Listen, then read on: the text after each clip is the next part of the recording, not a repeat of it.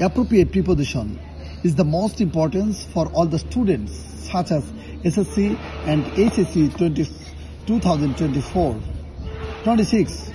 এবার আমরা appropriate preposition সম্পর্কে আলোচনা করব। bark at ঘেউ ঘেউ করা, the dog always barks at a stranger.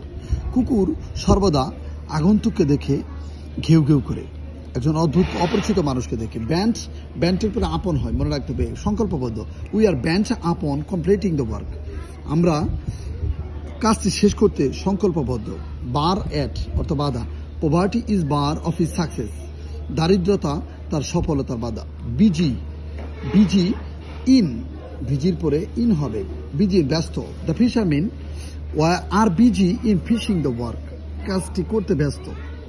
মাঝি কাজটি করতে ব্যস্ত, মাছ ধরতে ব্যস্ত। এখানে busy with, I am always busy with my studies, আমি সর্বদা আমার পড়াশোনা নিয়ে ব্যস্ত, আমি সর্বদা আমার পড়াশোনা নিয়ে ব্যস্ত। বেসেট উইথ, জর্জরিত, our country is beset with many problems, আমাদের দেশ অনেক সমস্যায় জর্জরিত।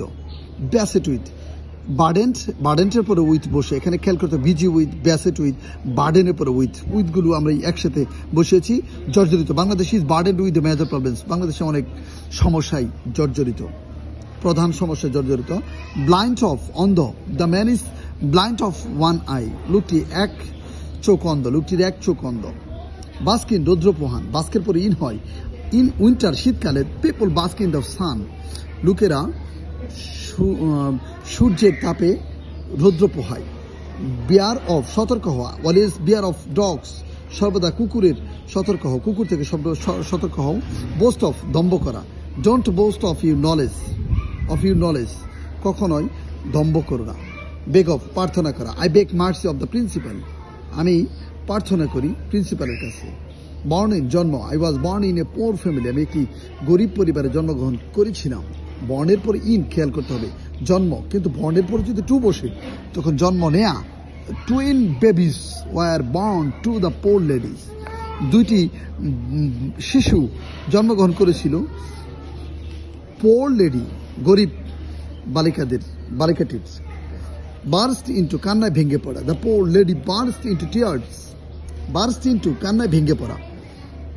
তাহলে এখানে কিন্তু গরিব মহিলাটি কান্নায় ভেঙে পড়লো, এখানে কিন্তু আমরা বার্স্ট ইন্টু, কান্নায় ভেঙে পড়া। বার্স্টের পরে যদি আউট বসে তাহলে বার্স্ট আউট অর্থাৎ হাসিতে ফেটে পড়া। এভাবে কিন্তু একই প্রিপোজিশন অনেকভাবে বলা যায়।